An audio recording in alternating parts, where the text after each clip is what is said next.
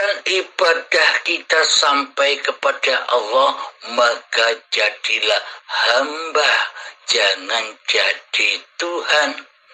Maka jadilah abdun, jangan jadi khalik. Jadilah makhluk, jangan jadi khalik. Bagaimana caranya agar kita bisa menyembah dan mengabdi kepada Allah? Caranya adalah beragama dahulu di sisi Allah. Tidak kufur dulu di sisi Allah.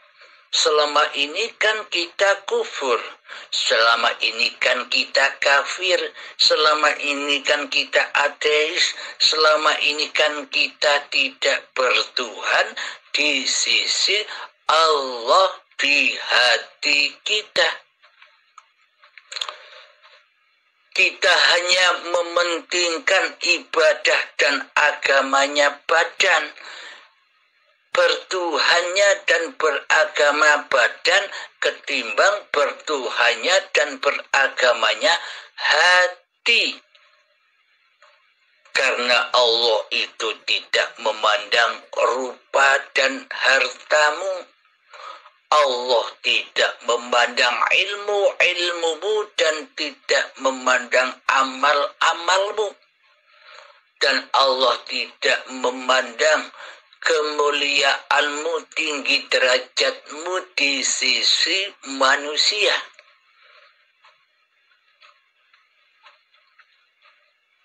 Anaknya Nabi Nuh, Kan'an, kurang apa derajatnya? Tapi dia tidak bertuhan, hatinya tidak beriman, ya sudah masuk di dalam jahannamnya Allah. Tidak peduli itu anaknya Nabi, apalagi anak cucunya.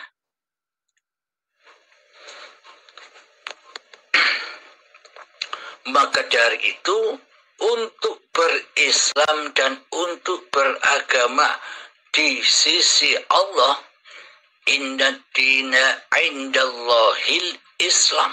Jadi masuklah Islam.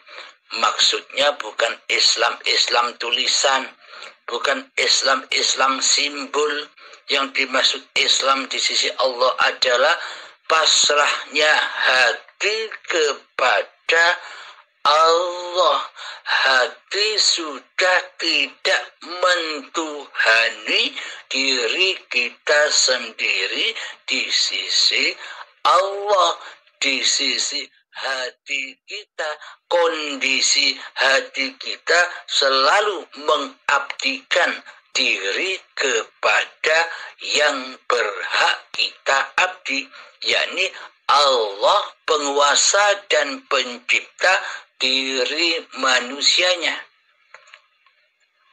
Maka dari itu agama dan bertuhan di sisi Allah itu yang bagaimana? Bertuhan dan beragama di sisi Allah itu adalah awwaluddin ma'rifatullah. Awal suatu agama di sisi Allah itu adalah mengenal Allah, tahu Allah, bertemu Allah, menyaksikan Allah sebagai Tuhannya. Bila kita tidak mengenal Allah, bila kita tidak tahu Allah, bila kita tidak menyaksikan Allah, bagaimana kita bisa mengabdi, menyembah di hati kita kepada Allah? Bila Allah itu masih angan-angan di hati kita, bagaimana mungkin kita bisa bertemu di dalam seluruh ibadah-ibadah dan sholat itu? Bertemu kepada Allah. Maka semuanya muhal terjadi.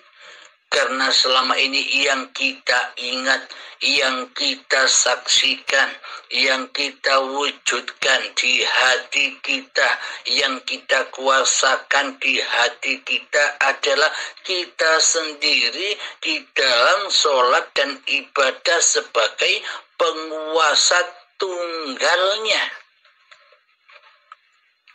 Maka dari itu selamanya hati kita takkan pernah bisa mengabdi kepada Allah bila kita belum tahu, bila kita belum ma'rifat kepada Allah. Maka dari itu Kanjeng Nabi Muhammad itu ma'rifat dahulu. Setelah ma'rifat barulah syariat. Maka benarlah syariatnya menjadi syariatullah, menjadi lillahi ta'ala, karena didahului dengan dasar ma'rifatullah. Bila kita bersyariat tanpa ma'rifatullah, itu sama artinya kita mempertuhankan diri manusia kita sendiri di hati kita. Jadi seolah-olah kitalah yang mengabdi, seolah-olah kitalah yang menyembah di sisi manusia. Akan tetapi di sisi Allah kita selalu mensekutukan Allah dengan diri manusia kita di hati kita. Kita kufur kepada Allah, kita syirik kepada Allah selama ini.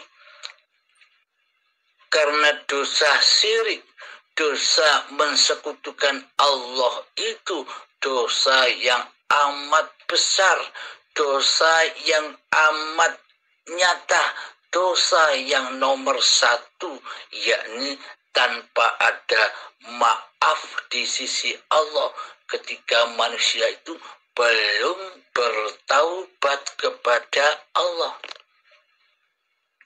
Selama ini kita mengira kita sudah bertaubat di dalam ibadah dan sholat kita.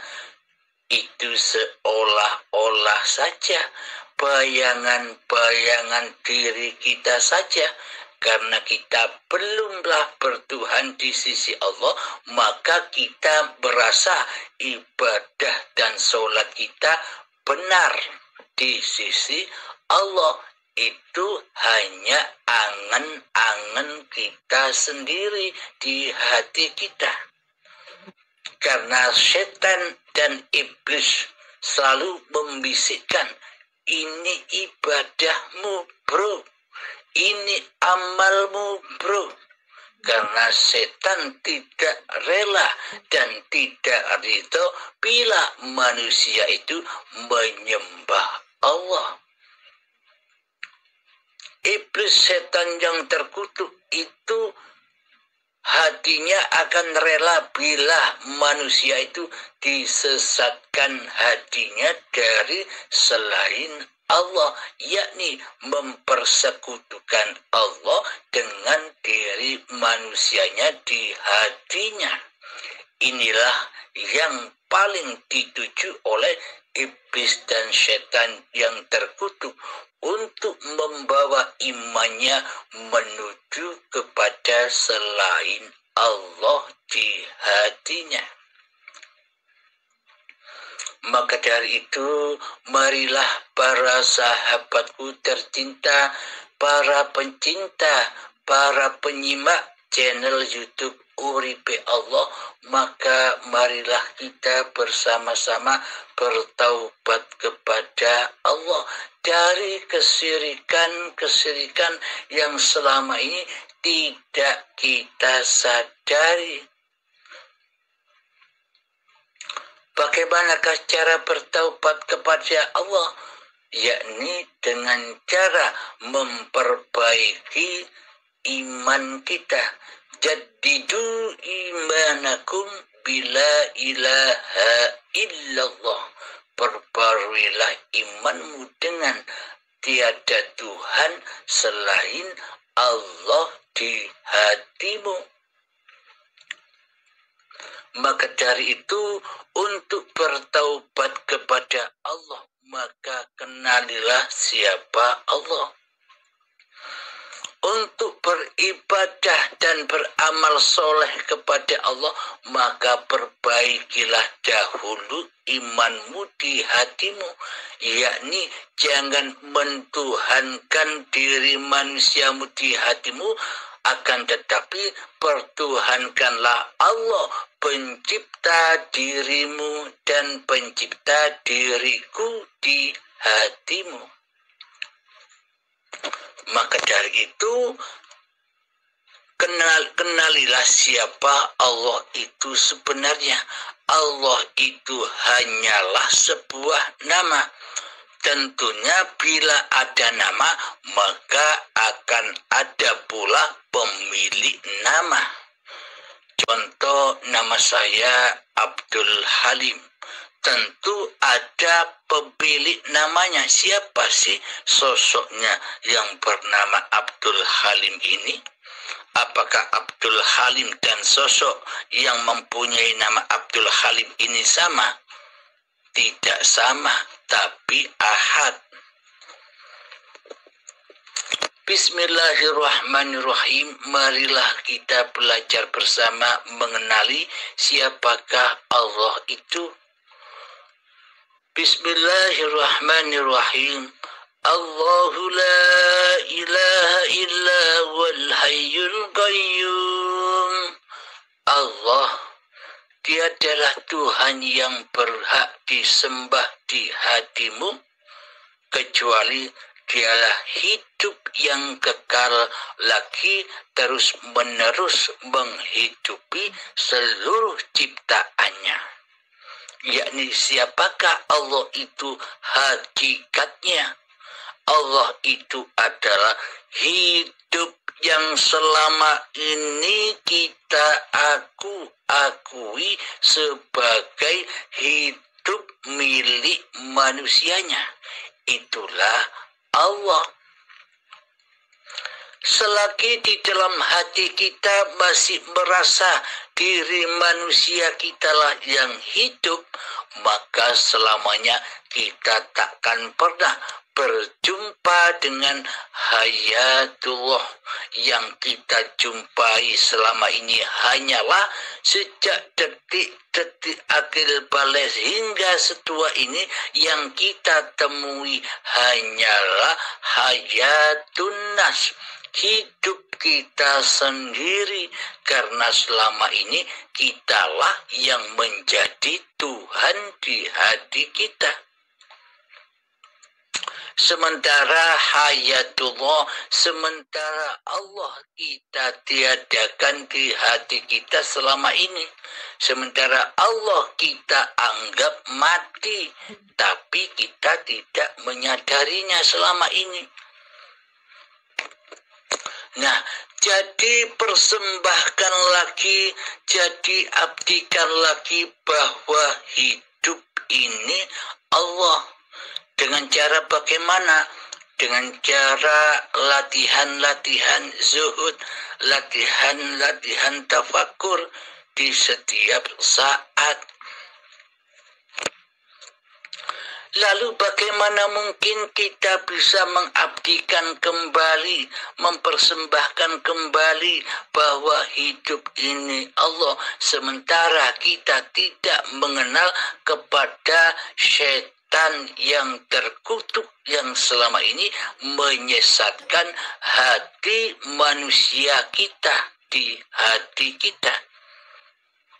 Maka kenalilah dahulu siapa sih hakikat diri sejati manusia kita ini. Maka bertemulah dengan ayat man arafa nafsahu, barang siapa tahu keberadaan, barang siapa tahu hakikat sifat diri sejati manusianya, yang tak nyata, yang tak ada, yang tak hidup, yang tak kuasa, faqad arafa rabbahu, maka ia akan mengenal Tuhannya. Maka nyatalah bagi dirinya bahwa Allah lah yang nyata, bahwa Allah lah yang hidup, bahwa Allah lah yang berkuasa atas diri manusia kita sejak diciptakannya cikal bakal badan ini dari tanah hingga menjadi tumbuhan, hingga menjadi buah-buah.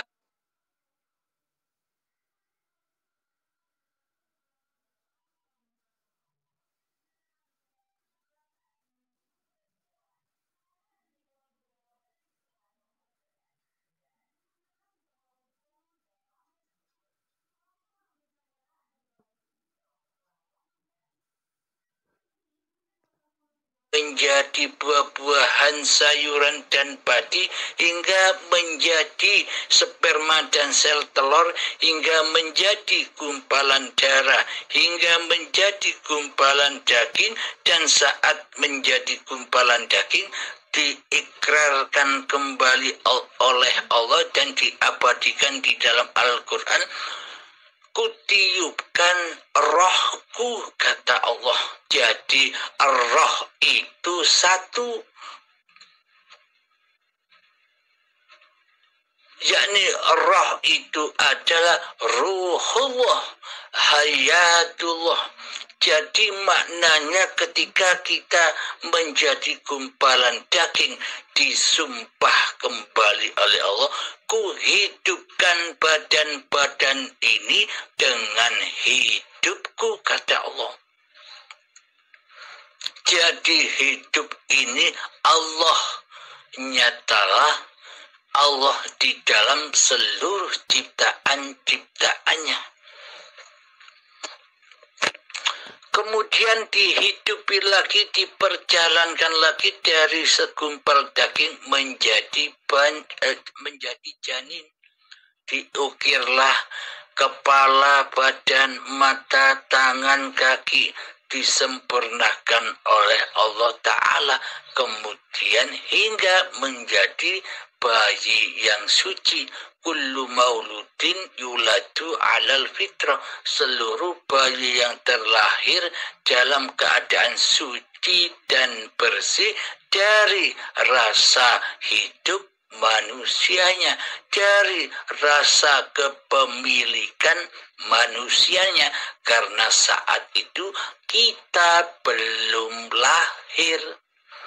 Meskipun kelihatannya, meskipun syariatnya, badan-badan bayi ini sudah terlahir, akan tetapi kenyataannya kita belum wujud di dalamnya yang ngaku-ngaku sebagai pemilik hidup dan badan ini saat bayi. Itulah kenyataannya bahwa sesungguhnya hidup dan badan ini bukan milik manusianya. Hidup dan badan inilah kenyataannya wujud zahir batinnya Allah. Kenapa Allah sebut suci hidup dan badan ini?